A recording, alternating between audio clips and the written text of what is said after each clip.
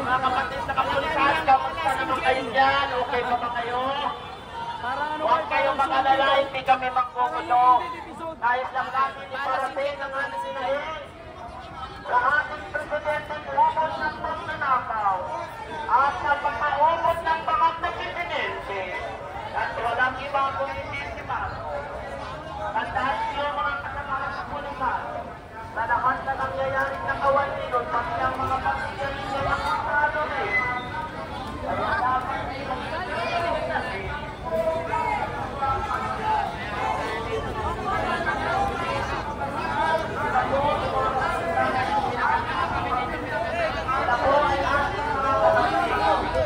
ayaw natin ang kaguluhan. Kaya nais panatilihin po natin ang ating kapayapaan. Dahil alam naman natin na ang mga kapatid din nating kapulisan, ang kanilang mga pamilya ay naapektuhan din ng pagnanakaw ng presidenteng Bangag. Kaya tayo ngayon ay narito upang iparating ang ating hinaing at sumisigaw, huwag matakot sa magnanakaw! Huwag matakot sa magnanakaw! Bongbong mandarambok! Bongbong mandarambok! Bongbong mandarambok! Bongbong mandarambok!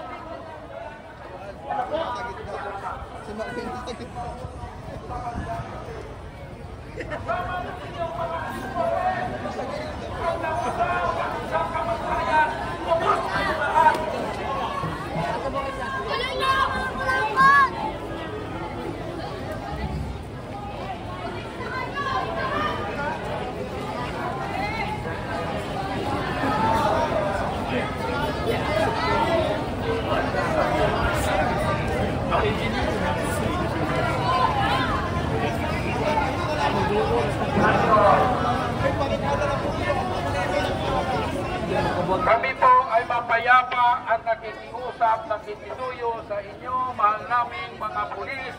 Kung hindi nyo po kayang gampanan ang inyong tungkulin para aristuin ang mga adik at magnanakaw sa loob ng Malacanang, so kami po ang gagawa para sa inyo. Nakakahiya naman po. Opo, nakakahiya po sa ating bayani. Opo, sila po ang nagbuwis ng buhay para sa bayan. Paano ang pinapakita nyo bilang mga sinundaluan namin ang inisip namin? Katuwagan po ang kami po ang gagawa ang dinala na sa impeachment ko. Wala kasi patunayan sa pagkatuloy na yun lamang po. clear si Pisara sa kuha. So anong usapan? Natawagan ko ng pansin ang ating kasamahan ng Kuya Placido para buksan ang formal nating programa dito sa harapan Stay, di ba? nating kapityola. Dahil hindi tayo napasok dahil harap. Dahil takot silang Maraming kunin grupo. ang Galing tunay na kasi magnanakaw alisan na sa rin kabanubayan. Kaya Kuya Placido, nasaan ka na? Buksan mo yung formal nating programa ngayon.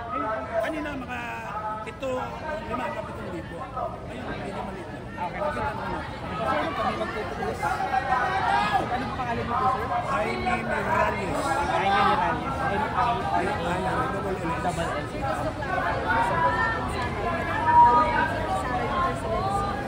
Well, ako bilang abogado, wala naman Magandang tayo. hapon mga kababayan! Nandito na ba mga maisot? Ano ang sigaw ng taong bayan?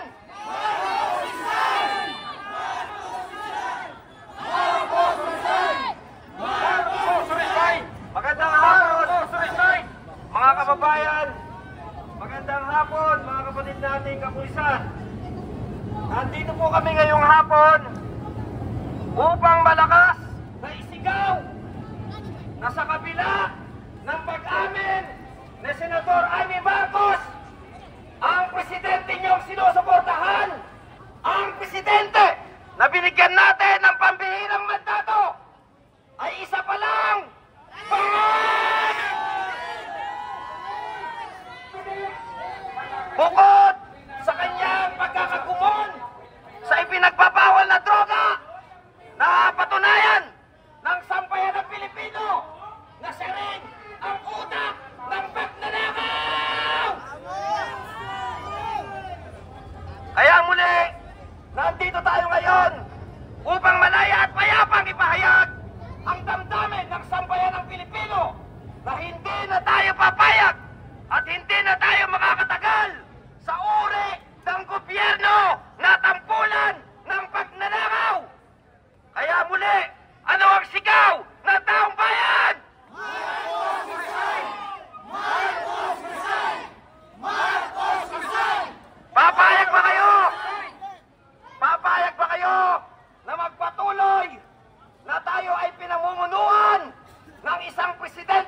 ating pinagkatiwalaan?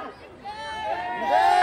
Na isang adik at isang ulirang magnanakaw? Hindi! Ano muli ang sigaw ng sambayan ng Pilipino? Marcos resign! Marcos resign! Marcos resign!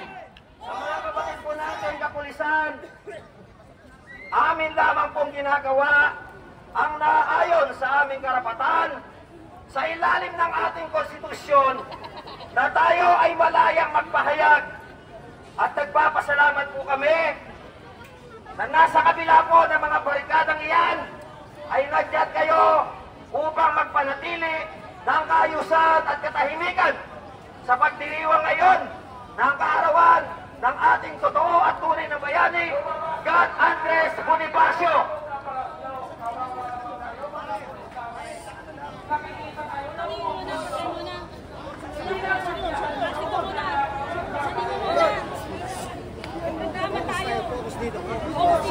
Sa mga kapatid nating kapulisan, umasa po kayo na nandito kami bilang Pilipino at kapwa ninyo Pilipino na sinasabing malinaw sa ilalim ng ating konstitusyon na inyong ipaglalaban at inyong poprotektahan. Kaya hindi katulad ng ibang mga grupo, umasa po kayo na bilang mga totoong Pilipino na gumagalang at nagmamahal sa ating konstitusyon, kami ngayon ay nandito upang manawagan. At gayon na rin, baka sakaling haplusin ang inyong puso ng sigaw ng taong bayan na hirap na, galit na dito sa ating magnanakaw na presidente. Naniniwala kami na ginagampanan nyo lamang ang inyong mga trabaho at tungkulin. At gayon din kami bilang mamamayang Pilipino ay ginagampanan din po namin ang pagsunod sa konstitusyon at ganun na din ang pagpuprotekta sa karapatan ng mga Pilipino dahil ang aming buwis na ating pinagpapagura pare-pareho ay ninanakaw ng mga demonyong nandyan sa Malacanang. Kaya pakinggan ninyo, galit na galit ang sigaw ng sambayan ng Pilipino sa presidenteng ito. Ano ang sigaw ng taong bayan? Marcos resign! Marcos resign! Marcos resign! Marcos resign! At ngayon naman, ay nais po nating tawagan ng pansin upang makapagbigay ng kanilang salubin ang iba't ibang mga sektor na nandirito ngayon sa pangunguna ng mga sektor ng manggagawang Pilipino. Ganon na rin sa mga sektor ng senior citizen, kabataan, urban poor sector, at iba't iba pang mga kasama natin na payapang nagnanais na ipahatid ang nagkakaisang damdamin na galit ng taong bayan na hindi na tayo papayag na tayo ay pamunuan pa ng adik at magnanakaw na presidente. Nandito rin po ang mga kapatid nating Muslim nakikiisa, sumusuporta sa mapayapang pagtitipong ito. Kaya't ngayon pa lamang mga kapatid na kapulisan, nagpapasalamat kami sa ibinigay po ninyong oras na kami ay bantayan at nawa ay huwag pasukan ng kaguluhan at huwag tayong mahaluan ng mga manggugulo ngayong hapon na to. At dahil po dyan, itutuloy na natin ang ating naudlot na programa sa Liwasang Bonifacio.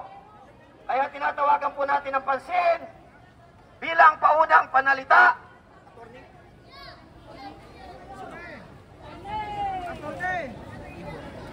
mula sa manggagawa. Palakpakan po natin si Ginoong Jose Jesse Olivera.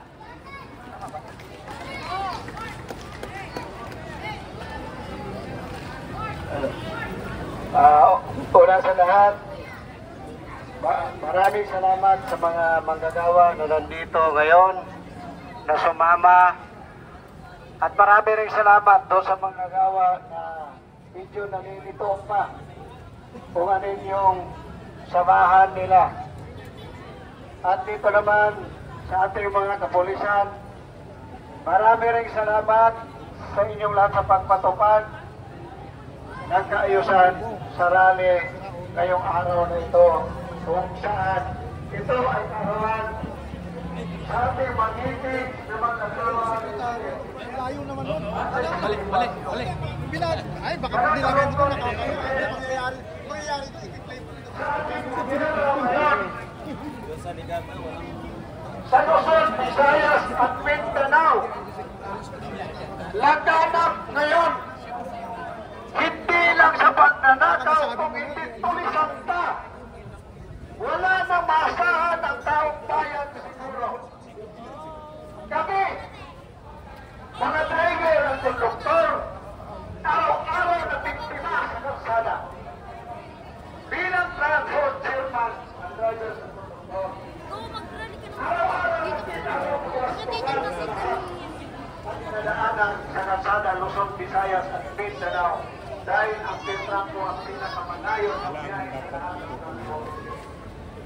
Nagkakalungkot isipin na pati ang management dito pinasukan ng Huwag kayo nadulas dyan, tinan mo. Tutulog, pataya mo.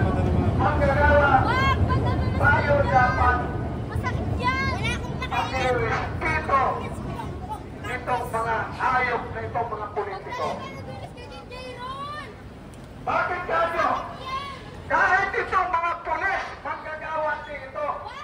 Lahat tayo na hindi may-ari ng kumpanya, manggagawa tayong lahat. Kahit abogado pa yan, manggagawa niya dahil yan ang servisyo doon sa manggagawa. Para ipagtakbo ang karapatan ng manggagawa. Tayo naman, kahit itong mga taga-media, manggagawa rin ito. Manggagawa na taga-paghatid ng balita, ng balita o masamang balita sa ating bansa. Tayo ngayon, humaharap sa matinding krisis sa ating bansa. Una, ilan ba ang manggagawa na pupunta na sa ibang bansa para na lang doon mabuhay? Dapat dito sa bansang Pilipinas, nandito na ang maraming hanap buhay. Pero dinanakaw, tinutulis nitong ating mga politiko, mga inayupak na ito. Puntahan ninyo ang probinsya ninyo. Hindi lang pira natin ang ninanakaw. Pati ang kayamanan ng ating mga kalupaan, ninanakaw na rin. Magtatayo kunyari ng building, pero pag makuha ng mineral doon, nawawala na. Sino nakikinabang? Ang politiko at tayuhan. Hindi tayo mga mahihirap. Bakit pa tayo naghihirap? Ilan ang mining sa buong bansa natin? Alam niyo ba kung magkano ang porsyento sa gobyerno sa bawat mining sa bansa natin? Na naubos lang ninanakaw nito mga putang ina mga politiko na ito. Tapos ngayon magkuhugas kamay na kala mo si Poncio Pilato. Ang gagaling magsalita. Ang gagaling magpapublish doon sa media. Ang gagaling magsalita ng mga vlogger na ito daw, mabuting tao. Mabuting magnanakaw pala ito. Bakit ganyan? Hindi nyo ba alam na lahat tayo ginanakawan na?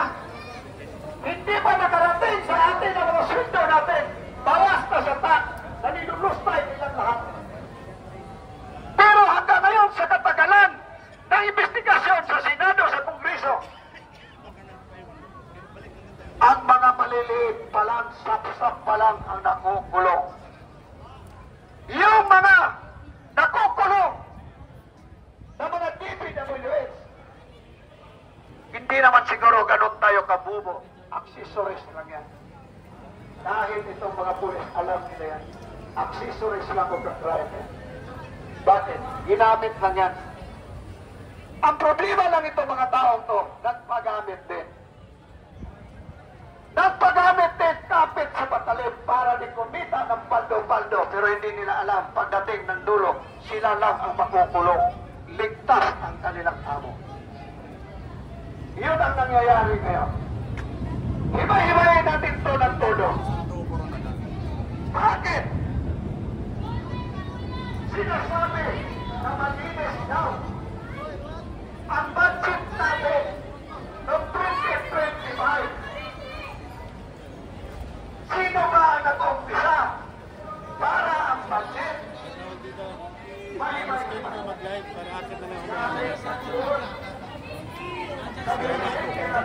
Guys, kayo muna mag-live. Masakit ako. Interview na kami. Gusto ko ako. Marami pa yun.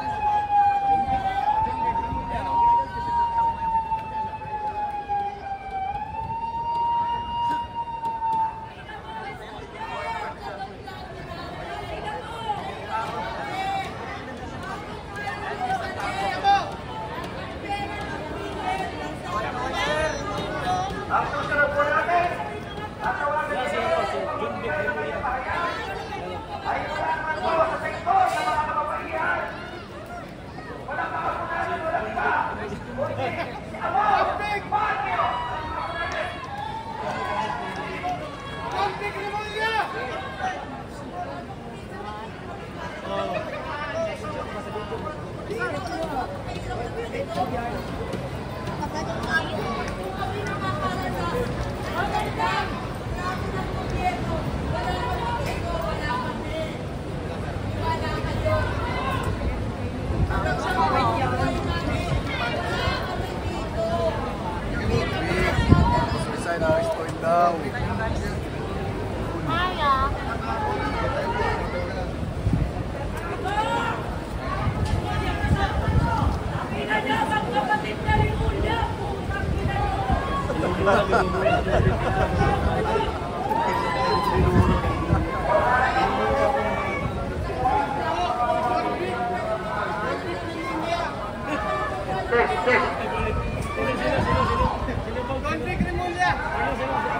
Magandang hapon mga kapulisan! Magandang hapon, John Vic Rimulya! Maraming salamat sa pagpunta! Maraming salamat!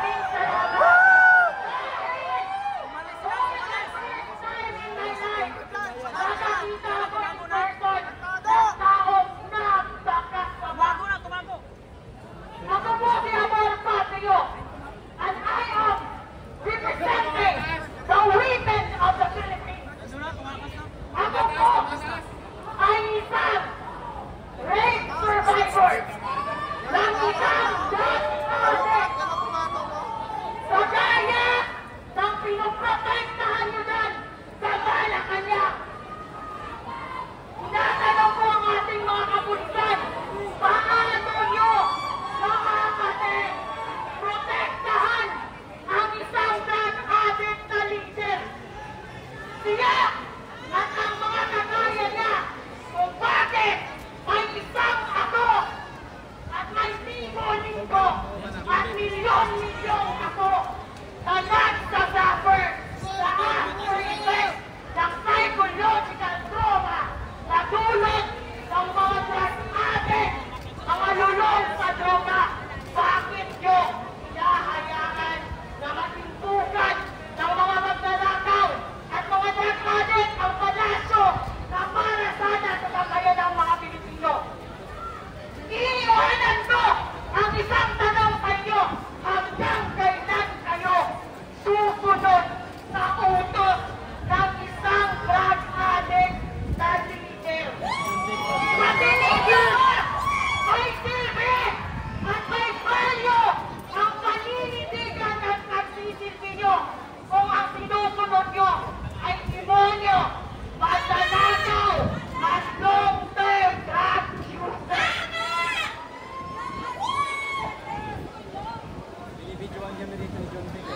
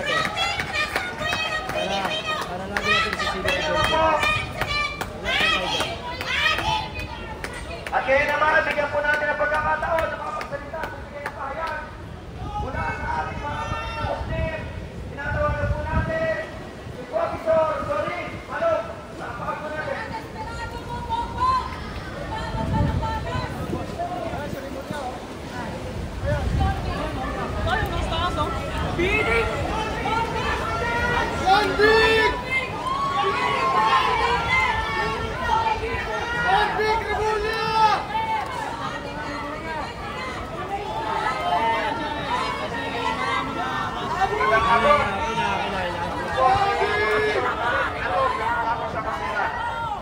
Dahil po sa pagmamahal sa bayan, iniwan namin ang aming pamilya sa aming mga samahan. Nandito po kami parang isa sa panawagan. Bumaba na ang presidente. Nakakahiya na po. Internationally, nakakahiya na. Ano pa hinihintay natin? Kami sa Mindanao. Handa kami. Umikot na kami at tinanong namin ang aming mga kababayan. Kung sakali man, hindi rin titino itong gobyerno na ito, handa kaming humiwalay kung kinakailangan. Bawat ba? Umikot po kami at tinanong namin ang aming mga kababayan lahat po sila sa ngayon. Papayag po ba tayo na maghiwa-hiwalay tayo? Sakit din po sa amin yun. Subalit po hindi po natin pag-usapan ito. Mayroon na lang formula na pwede tayong maghiwa-hiwalay politically, pero hindi naman territorially. Pwede po yun. Pero sana ayusin muna natin ang sistema ng ating gobyerno. Lalo na sa kasalukuyan, nakakahiya na po ang sitwasyon natin. Mantakin ninyo. Mantakin ninyo. Ang dami na umalis ng mga investor mula dito sa NCR. Saan sila lumipat? Lumipat sa amin! Sa Davao! Kasi patino ang gobyerno namin doon. Patino ang gobyerno namin sa Mindanao at Kapulitan. Ito po ang mensahe mula sa mga kapatid ninyo Muslim. Kami po ay nakikiisa sa panawagan na maging matiwasay muli ang ating bansa at maging proud tayong ipamalandakan sa mundo na tayo ay mga Pilipino. Kung tanungin mo yung mga white populists natin ngayon, nahihiya sila bilang Pilipino dahil sa sitwasyon. Kaya po tayo mga kapatid, hindi po tayo magkaway. Secretary Gamit, kutanyas ako sa'yo ng peace.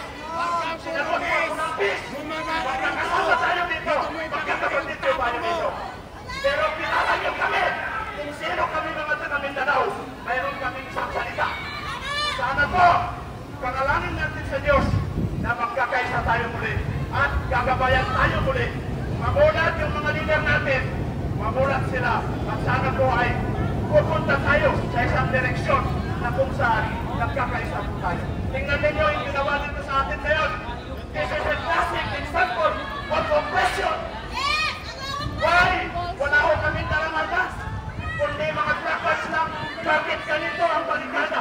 Parang binulong nyo na rin ang Pangulo sa Malacanang. Wala kaming dalang ano. Pumunta kami dito peacefully with our loving heart, with this country. Ako po, sabihin ko sa inyo, puro National Liberation Front member ako. Kombatan po ako. Kombatan ako. Tapos na yung away natin. Tapos na yung gera. Ang hangad namin ay kapayapaan. Subalit, paano natin maabot ang kapayapaan kung wala tayong magandang direksyon?